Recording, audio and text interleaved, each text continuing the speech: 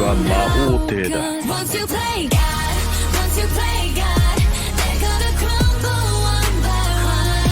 Then we gonna ride right into the sun like it's the day of Kingdom Come. क्या आपको पता है कि कुछ ही ऐसे एनिमे होते हैं जो अपने कैरेक्टर डेवलपमेंट और स्टोरी टेलिंग के मामले में बहुत एहतियात करते हैं और मजा देते हैं, लेकिन मुशाको टेंसेई इनमें से एक होगा। मैंने तो ये सोचा तक नहीं था।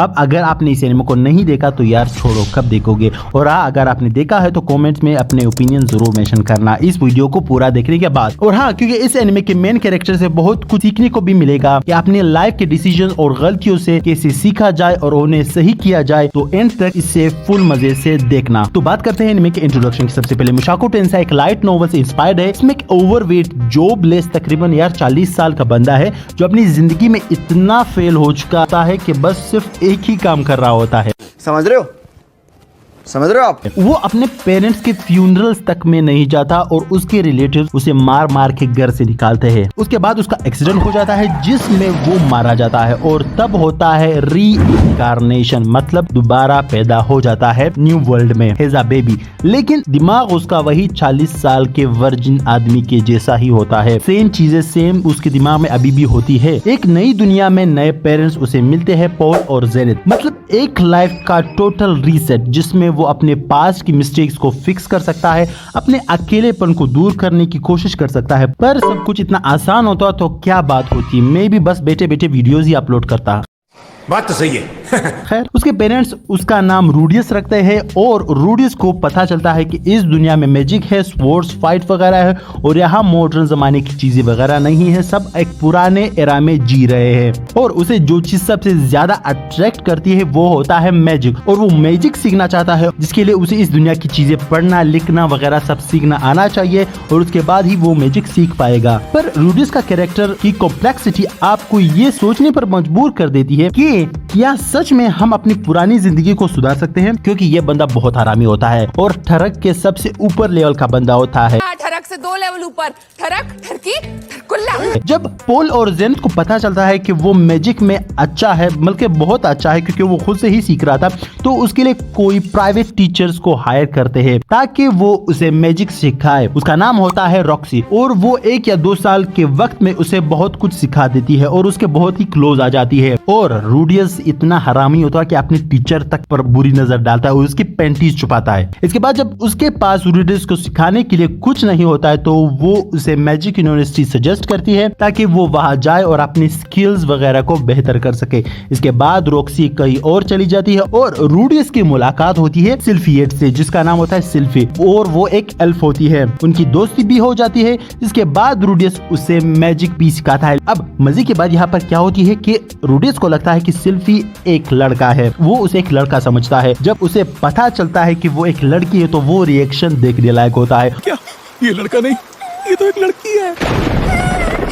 और उसे कैसे पता चलता है ये आप लोग एनिमे में ही देखना। रूडियस का कैरेक्टर डेवलपमेंट तब शुरू होता है जब सिल्फी और उसके बीच में काफी फीलिंग्स आ जाती है और जब वो उसे बताता है कि उसे मैजिक यूनिवर्सिटी जाना है क्योंकि वो काफी टाइम से प्रोग्रेस नहीं कर रहा, उसे मैजिक सीखना है, वो मैजिक में प्रोग्रेस करना चाहता है। लेकिन सिल्फी रोने लगती है क्योंकि यार ऑब्वियस सी बात है, सिल्फी के दिल में भी काफी फीलिंग्स आ जाती है क्योंकि रूडियस के अलावा सिल्फी का कोई दोस्त नहीं होता और सिल्फी के अलावा रूडियस का कोई दोस्त नहीं होता। सिल्फी को रोते देख रूडियस कहता है कि हाँ ठीक है, हम दोनों साथ में यूनिवर्सिटी जाएंगे, लेकिन उस यूनिवर्सिटी की फीस बहुत ज्यादा महंगी होती है। इसलिए रूडियस अपने फादर पॉल से कहता है कि वो मेरी और सिल्फी की फीस जमा करे, लेकिन पॉल कहता है कि मैं तुम्हारी फीस अफोर्ड कर सकता हूँ लेकिन यार मैं सिल्फी की फीस अफोर्ड नहीं कर सकता। तो रूडियस कहता है कि मुझे कहीं पर आप नौकरी दिला दीजिए, मुझे कोई जॉब दिला दीजिए ताकि मैं काम करूँ और फीस वगैरह जमा कर सकूँ सिल्फी और मेरे लिए। पॉल की जान पहचान की वजह से उसे एक लड़की को ट्यूशन देने की जॉब मिल जाती है। इसके बाद रूडियस कैसे उस जॉब को हैंडल करता है, कैसे एक टेलीपोर्टेशन की वजह से सब कुछ चेंज होता है, क्या वो सिल्फी या रॉक्सी से मिल भी पाता है या नहीं, और क्या वो उस मैजिक यूनिवर्सिटी में जा पाता है सिल्फी के साथ या नहीं, ये सब इस एनिमे में हमें दिखाया जाता है। अब इसके बाद बात करें इस एनिमे की तो इसमें रूडियस के कैरेक्टर को बहुत अच्छे से एक्सप्लेन किया है और दिखाया है। इस एनिमे में जिस चीज ने मुझे बांधे रखा है वो है इसके एडल्ट जोक्स और सेल्फ टॉक। भाई उसके सेल्फ टॉक्स इतने हरामी होते हैं कि वही चीज इस एनिमे को और इंटरेस्टेड बनाती है। ये जो इनर मोनोलॉग्स नहीं होते ये टोटली रिलेटेबल भी बन जाते हैं कभी कभी। अब स्टोरी स्टोरी की प्लॉट ट्विस्ट की डेप्थ की बात करें, ये इनमें अपने सस्पेंस और अनएक्सपेक्टेड टर्न्स के लिए फेमस है। आपको पता भी नहीं चलेगा कि किस एपिसोड में इस एनिमे में आपके इमोशंस की बाल्टी में आपको उतार दिया गया है और किस एपिसोड्स में आपको वहां पे ले जाया गया है।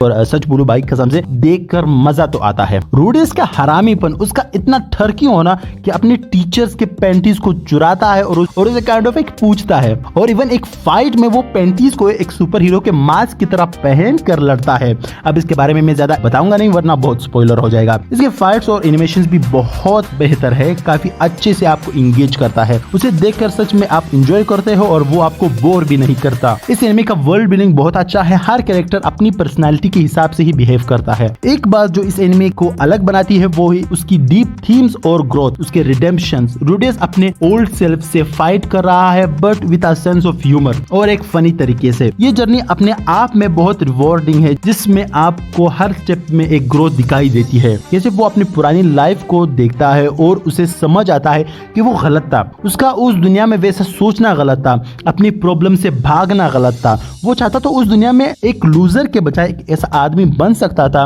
कि वो जब खुद को देखता आईने में तो उसे कभी रिग्रेट नहीं होता। इतनी तकलीफों से गुजरना भी लाजमी था उसके लिए, क्योंकि अगर वो ना गुजरता, अपनी पुरानी लाइफ में होता, उसे कभी सही गलत का रियलाइजेशन होता ही नहीं। उसे कभी समझ भी नहीं आता कि अगर मैं ठोकर खाऊंगा तो मुझे पता चलेगा इसके बारे में और मैं कुछ सही करूंगा, क्योंकि वो गलत ही था हर टाइम। इस पर एक पोइट्री पढ़ी थी और मुझे वो भी याद आ गई थी इस मौके पर। आईना बनता है रगड़े लाख जब खाता है दिल, कुछ ना पूछो दिल बड़ी मुश्किल से बनता है दिल।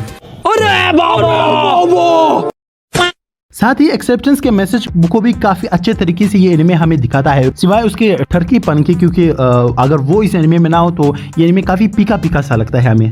यार एंड में आते आते मैं ये बोलना चाहूंगा कि मैंने इसको सच में एंजॉय किया। मुशाको टेंगसाई ने सिर्फ मुझे इंगेज नहीं किया बल्कि काफी चीजें भी दिखाई, और हिंदी डबिंग तो इसकी सच में नेक्स्ट लेवल थी। तो अगर आपको ये रिव्यू अच्छा लगा तो वीडियो को लाइक जरूर कर देना और मुझे अपनी ओपिनियंस कमेंट्स में जरूर बताना। मिलते हैं नेक्स्ट वीडियो में, तब तक बी एंगेज्ड विद एक्सप्लेन।